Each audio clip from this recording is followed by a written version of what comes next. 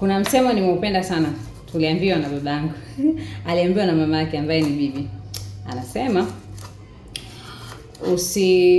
usimcheke mtu aliyefeli mtihani. Tafsiri sio mtihani.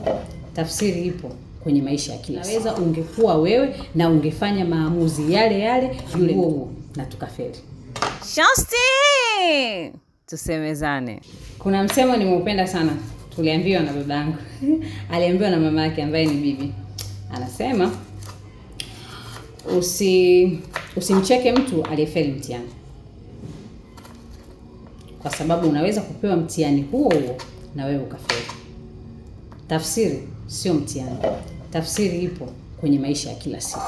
Tafsiri ipo kwenye changamoto wenzetu wanazozipitia na tunaonyeshia vidole na kusema ningekuwa mimi ningefanya 1 2 3. Unaweza ungekuwa wewe na ungefanya maamuzi yale yale yule mtu aliyofanya. Kwa hiyo tusimcheke mtu aliyefeli mtihani kwa sababu tunaweza tukapewa mtihani huo na tukafeli. Shosti! Tusemezane.